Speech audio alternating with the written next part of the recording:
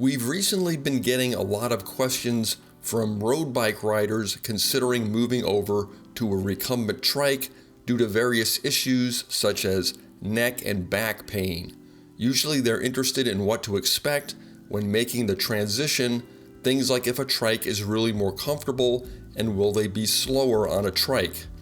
First off, let's talk about something you hear lots about: recumbent legs or bent legs. Road bikes and recumbents use similar but not identical muscle groups, so when you move over to a recumbent, trike or otherwise, it'll take some time for these new muscle groups to strengthen. I've known some road bike riders who have moved over to a trike that were shocked by how slow they were initially, but given time with new muscle groups given the opportunity to develop, the former road bike riders usually become much stronger on the trike. Of course, this is going to depend on the type of road bike you are riding and the type of trike you're riding. I found that some trike positions, typically the more upright seating positions, don't translate all that well to the muscle groups I've developed through road bike riding. But the more reclined trike positions, like you'd find on the ICE VTX or the Catrike 700, seem to translate better to the road bike muscle set. This doesn't matter at all if you're not planning on going back and forth between a road bike and a trike. Whichever trike you're riding, in whatever position, if you keep riding, you'll eventually develop bent legs for that trike. So how long does this take? Of course it's different for everyone, but for me, I had to put in around 1,000 miles of trike riding until I was just as strong on a trike as I was on a road bike. I know this sounds like a lot, but realistically, you'll probably be having so much fun riding that the first 1,000 miles will go by in no time. Once you do develop your bent legs, how fast you are on your trike relative to your road bike depends a lot on your trike and your road bike. For me, I found that when moving from a relatively light road racing bike to a relatively light racing style trike, I'm equally as fast on the flats on the trike, a bit slower on the hills on the trike, and a bit faster on the descents on the trike.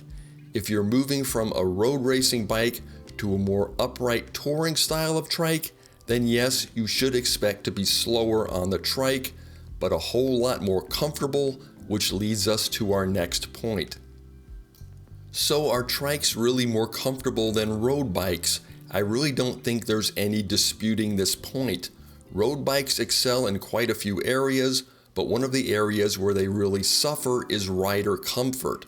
On longer rides, that small saddle and the bent forward position with the neck craned up to see ahead eventually takes its toll on everyone. Through lots of hours in the saddle, these issues can be made manageable and tolerable, but never truly comfortable. A few years back, folks were questioning why Tour de France champion Chris Froome was spending all his riding time during races staring at the computer mounted to his handlebars. Speculation was that he was trying to stay at a specific wattage, becoming a slave to the technical data supplied by the computer.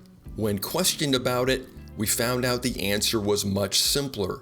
Chris informed the press that his neck hurt, so he was constantly riding in a heads-down position to try and relieve the pain.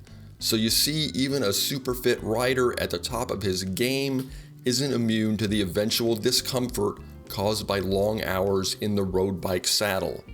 In comparison, the recumbent trike typically offers a large, comfortable seat with little to no pressure placed on the arms and hands. With a more upright seat position on the trike, you'll have no neck issues, but if you do decide to go for a more extreme reclined position, you may have to spend some time building up some specific neck muscles or simply use a headrest. Again, this isn't something you'll have to worry about unless you're moving to a more extreme racing style of trike. The world of recumbents isn't all wine and roses, however, and there are a few issues unique to riding recumbents that might cause discomfort. The large seat you find on recumbents, while being supremely comfortable for most, can sometimes lead to something known as recumbutt. This happens when prolonged sitting pushes the blood out of your glutes and your rear end becomes, well, basically uncomfortable. For those that suffer from this affliction, it can usually be cured by simply taking more breaks and standing to reestablish blood flow to the affected areas. The same can be said for blood loss to the feet, which occurs sometimes with a higher crank placement. Just unclip your feet, rest them on the ground for a bit, and all should be well in a few minutes. The body seems to have a remarkable capacity to adapt, and with more riding, many of these types of issues seem to occur less frequently or not at all. I'll conclude by saying that I've never known anyone that's made the move over to a recumbent trike that's regretted the decision.